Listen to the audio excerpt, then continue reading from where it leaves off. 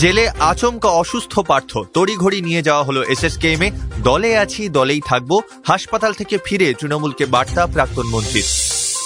ধোপে tickle না অসুস্থতার যুক্তি, প্রভাবশালী তত্ত্বেই শিলমোহর আদালতের। খারিজ অনুব্রতের জামিনের আবেদন, 24শে আগস্ট পর্যন্ত সিবিআই হেফাজতের নির্দেশ।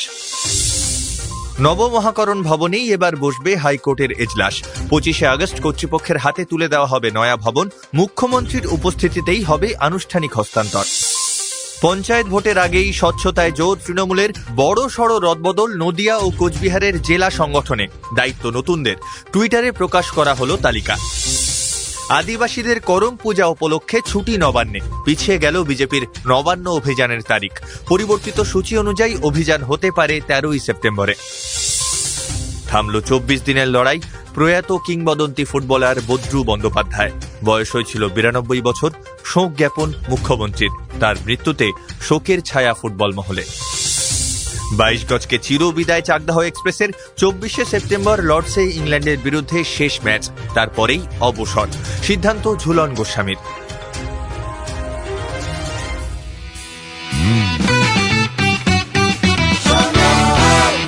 আপনি শুনছেন সংবাদ প্রতিদিন শোনো। নমস্কার, আসছে বিস্তারিত খবরে। প্রথমবার সরাসরি দলের উদ্দেশ্যে বার্তা দিলেন রাজ্যের প্রাক্তন শিক্ষামন্ত্রী পার্থ চট্টোপাধ্যায়। জানিয়ে দিলেন, আমি দলের সঙ্গেই আছি, দলের সঙ্গেই থাকব। শনিবার প্রেসিডেন্সি জেলে আচমকা অসুস্থ বোধ করায় তাকে এসএসকেএমে নিয়ে যাওয়া হয়। সেখানে শারীরিক পরীক্ষার পরে ফের সংশোধনাগারেই ফিরিয়ে আনা হয় পার্থকে। জেলে ঢোকার মুখেই সাংবাদিকদের কাছে একথা জানান এসএসসি দুর্নীতিতে ধৃত রাজ্যের প্রাক্তন মন্ত্রী। তৃণমূল তার থেকে দূরত্ব বাড়ালেও দলের প্রতি তিনি যে এখনো আস্থা হারাননি তা কার্যত এদিন স্পষ্ট করে গিয়েছেন পার্থ। রাজনৈতিক মহলের একাংশের অভিমত, কোণঠাসা পার্থ ভবিষ্যতের কথা মাথায় রেখে আনুগত্য দেখিয়ে সুনজরে থাকার চেষ্টা করছেন। এদিকে পার্থ ঘনিষ্ঠের খোঁজে শুক্রবার ভিন রাজ্যে হানা দিল আয়কর দপ্তর। গোপন সূত্রে খবর পেয়ে ঝাড়খণ্ডের হাজারিবাগের একটি হোটেলে হানা দেন আয়কর আধিকারিকেরা। তবে তদন্তকারীরা পৌঁছানোর আগেই হোটেল ছাড়েন পার্থ ঘনিষ্ঠ। সূত্রের খবর, এনফোর্সমেন্ট ডিরেক্টরেটের মাধ্যমে ওই পার্থ ঘনিষ্ঠের খোঁজ পায় আয়কর দপ্তর। ইডি আয়কর দপ্তরকে জানায়, সরকারি গাড়িতে চড়ে পার্থ ঘনিষ্ঠ হাজারিবাগের হোটেলে যান। অনেকগুলি ব্যাগ নিয়ে হোটেলে ওঠেন ওই ব্যক্তি। তার ব্যাগে প্রচুর পরিমাণ নগদ টাকা রয়েছে বলেই অনুমান। অনুব্রত মণ্ডল ও সিবিআই এর আইনজীবীর সওয়াল জবাবের পর জামিনের আবেদন খারিজ করলেন বিচারক। প্রভাবশালী তত্ত্বে শিলমোহর দিয়ে ফের সিবিআই হেফাজতের নির্দেশ আসানসোলের বিশেষ আদালতের বিচারক রাজেশ চক্রবর্তীর। শনিবার আদালতে পৌঁছানোর আগেই অনুব্রতর অসুস্থতার কথা উল্লেখ করে জামিনের আবেদন করেন তার আইনজীবী। তিনি জানান, কিছু ফিক্সড ডিপোজিট পাওয়া গিয়েছে, সবটাই তার স্ত্রী ছবি মণ্ডলের মৃত্যুর পর লাইফ ইন্স্যুরেন্স থেকে পাওয়া টাকা। রাইস মিলের কথাও বলা হচ্ছে, সেটি শ্বশুরবাড়ির তরফে উপহার পেয়েছিলেন মক্কেলের মেয়ে ও স্ত্রী। পাল্টা অনুব্রতকে আরও 4 দিন হেফাজতে নেওয়ার দাবি জানায় সিবিআই। যুক্তি হিসেবে সিবিআই এর আইনজীবী জানান, অনুব্রত মণ্ডল প্রভাবশালী, উনি জামিনে মুক্তি পেলে সাক্ষীদের প্রভাবিত করতে পারেন। অনুব্রত ও তার মেয়ে সুকন্যার বিরুদ্ধে তদন্তকারী সংস্থাকে সহযোগিতা না করারও অভিযোগ এনেছেন আইনজীবী। গোটা ষড়যন্ত্রে অনুব্রতের গুরুত্বপূর্ণ ভূমিকা রয়েছে বলে জানিয়ে তাকে সিবিআই হেফাজতে নেওয়ার দাবি জানান তিনি। অনুব্রতের আইনজীবী শারীরিকভাবে অসুস্থতার প্রসঙ্গ তুললেও তা কার্যত ধোপে টেকে নিয়ে আদালতে। এদিন অনুব্রতের কাছ থেকে সরাসরি তার শারীরিক অবস্থার খোঁজ নেন বিচারক, আর তারপরেই আরও 4 দিনের সিবিআই হেফাজতের নির্দেশ দেওয়া হয় অনুব্রতকে। ফলে আগামী 24শে আগস্ট পর্যন্ত নিজাম প্যালেসেই থাকতে হবে তাকে। পঞ্চায়েত ভোটের আগে স্বচ্ছ ভাবমূর্তিতেই বাড়তি জোর দিচ্ছে তৃণমূল, আর সেদিকেই নজর রেখে নদিয়া এবং কোচবিহারের জেলা সংগঠন ঢেলে সাজালো দল নেতৃত্ব। জেলার যুব ও মহিলা সংগঠনে বেশ কিছু রদবদল এনে প্রকাশ করা হলো নতুন তালিকা। পরিবর্তন এলো দায়িত্বের নিরিখেও। স্বচ্ছতায় সামান্য দাগ পড়লেই জনপ্রতিনিধিত্বের লড়াইয়ে পিছিয়ে পড়তে হবে, প্রার্থী হওয়া যাবে না। বারবার দলকে এই বার্তা দিয়েছেন তৃণমূলের সর্বভারতীয় সাধারণ সম্পাদক অভিষেক বন্দ্যোপাধ্যায়। আর তা নজরে রেখেই কোচবিহার এবং নদিয়ার উত্তর ব্লক টাউন স্তরে বদলের পাশাপাশি জেলার শ্রমিক সংগঠনগুলিতেও বদল আনা হয়েছে। তৃণমূলের এক ব্যক্তি এক পদ নীতি অনুযায়ী কোনো জনপ্রতিনিধি জেলা সংগঠনের অন্য কোনো পদে থাকতে পারবেন না। সেই কারণে নতুন অনেকের উপরেই দায়িত্ব বর্তেছে। যেভাবে একের পর এক হেভিওয়েট নেতামন্ত্রীর নাম দুর্নীতিতে জড়িয়েছে, তাতে দলের ভাবমূর্তিতে বেশ চোট লেগেছে বলেই মনে করা হচ্ছে।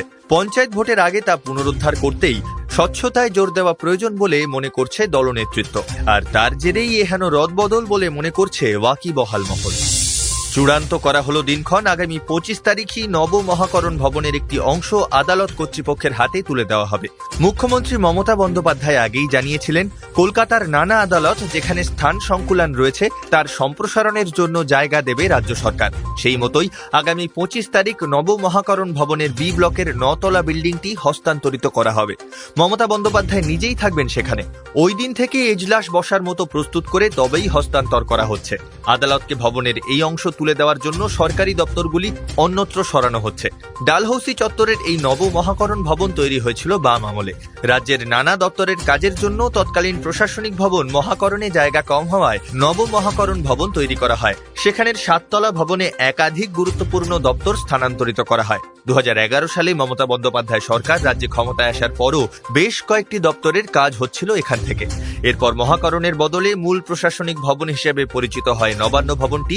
মুখ্যমন্ত্রীর দপ্তর সহ সমস্ত গুরুত্বপূর্ণ দপ্তরের অফিসের কাজ হয় এখান থেকেই। ফলে নিউ সেক্রেটারিয়েট বিল্ডিং এর অনেকটা জায়গায় ফাঁকা, আর তাকেই এবার আদালতের কাজে লাগাতে চান মুখ্যমন্ত্রী। পিছিয়ে গেল বঙ্গ বিজেপির নবান্ন অভিযান। রাজ্য জুড়ে একাধিক দুর্নীতি ইস্যুতে আগামী 7ই সেপ্টেম্বর বিজেপি নবান্ন অভিযানের ডাক দিয়েছিল। 7 তারিখ আদিবাসীদের করম পূজা উপলক্ষে ছুটি ঘোষণা করেছে রাজ্য সরকার। ফলে ওই দিন ছুটি থাকছে নবান্ন, যার জেরেই গেরুয়া শিবির কর্মসূচি পিছোতে বাধ্য হয়েছে বলেই মনে করছে ওয়াকিবহাল মহল। পরিবর্তিত সূচি অনুযায়ী 13ই সেপ্টেম্বর হতে পারে নবান্ন অভিযান। এসএসসি দুর্নীতি মামলায় কিছুদিন আগেই গ্রেপ্তার হয়েছেন রাজ্যের প্রাক্তন শিক্ষামন্ত্রী পার্থ চট্টোপাধ্যায়। তার পরপরই গরু পাচার মামলায় অভিযুক্ত সন্দেহে অনুব্রত মণ্ডলকে গ্রেপ্তার করেছে সিবিআই। 2 অস্ত্রকে হাতিয়ার করেই বঙ্গ বিজেপি নানা কর্মসূচি নিতে চলেছে, আর তারই অন্যতম ধাপ হিসেবে এই অভিযানের ডাক দেয় বঙ্গ বিজেপি। প্রয়াত কিংবদন্তি ফুটবলার বজ্রু বন্দ্যোপাধ্যায়, বয়স হয়েছিল 92 বছর। বার্ধক্যজনিত অসুস্থতায় বেশ কয়েকদিন ধরেই ভুগছিলেন তিনি। অ্যালঝাইমার্সও ছিল। দীর্ঘ 24 দিন হাসপাতাল শয্যায় লড়াইয়ের পর শুক্রবার রাত 2:10 নাগাদ এসএসকেএম হাসপাতালে শেষ নিঃশ্বাস ত্যাগ করেন বিখ্যাত এই ফুটবলার। তার মৃত্যুতে শোক জ্ঞাপন করেছেন মুখ্যমন্ত্রী মমতা বন্দ্যোপাধ্যায় সহ বহু বিশিষ্টরা। খাতায় কলমে নাম সমর বন্দ্যোপাধ্যায় হলেও কলকাতা ময়দান তাকে চিনত বজ্রু নামেই। তারই নেতৃত্বে 1956 সালের মেলবোর্ন অলিম্পিকে ভারতীয় ফুটবল দল সেমিফাইনালে পৌঁছেছিল। তৎকালীন যুগোস্লাভিয়ার কাছে শেষ 4-এর লড়াইয়ে হেরে যাওয়ায় সেবার আর ফাইনালের ছাড়পত্র পায়নি ভারত। ফুটবলার ও কোচ হিসেবে সন্তোষ ট্রফি জয়ের কৃতিত্ব ছিল তাঁর। 1952 সালে বজ্রু বন্দ্যোপাধ্যায় নাম লেখান সবুজ মেরনে। 8 মরশুম মোহনবাগানের হয়ে খেলেছিলেন তিনি। পরে নির্বাচক হিসেবেও কাজ করেন বজ্রু বন্দ্যোপাধ্যায়। ভারতীয় ডাক বিভাগ বজ্রু বন্দ্যোপাধ্যায়ের সম্মানে বিশেষ ডাক টিকিট প্রকাশ করে। রাজ্য সরকারের তরফে পেয়েছেন জীবনকৃতি সম্মান। 2009 সালে মোহনবাগান রত্ন সম্মানে ভূষিত হন। কিংবদন্তি এই খেলোয়াড়ের প্রয়াণে শোকের ছায়া নেমেছে ফুটবল জগতে। আন্তর্জাতিক ক্রিকেট থেকে বিদায় নিতে চলেছেন ভারতীয় মহিলা ক্রিকেট দলের কিংবদন্তি পেসার ঝুলন গোস্বামী। আগামী মাসেই লর্ডসে ইংল্যান্ডের বিরুদ্ধে খেলতে চলেছেন ঝুলন, আর সেই ম্যাচটি হতে চলেছে ভারতীয় দলের হয়ে তার শেষ ম্যাচ। শুক্রবার রাতে ইংল্যান্ড সফরের জন্য নির্বাচকরা ঝুলনকে রেখে ওয়ানডে টিম ঘোষণা করেন, কিন্তু শনিবারই জানা গেল আগামী 24শে সেপ্টেম্বর ইংল্যান্ডের বিরুদ্ধে জার্সি গায়ে শেষ ম্যাচ খেলবেন জাতীয় দলের অভিজ্ঞ এই তারকা। 2021 সালের পর একদিনের ক্রিকেট ম্যাচে আর দেখা যায়নি ঝুলনকে। এতদিন পর ফের ওয়ানডে দলে ডাক পাওয়াকে ঝুলনের কামব্যাক হিসেবেই ধরে নিয়েছিলেন তার অনুগামীরা। কিন্তু 3 ম্যাচের এই সিরিজই হতে চলেছে তার কেরিয়ারের শেষ সিরিজ। দেশের হয়ে প্রায় 200টি ওয়ানডে খেলে ফেলা ঝুলন এবার ইতি টানতে চলেছেন তার ক্রিকেট কেরিয়ারে। শুনতে থাকুন সংবাদ প্রতিদিন শোনো।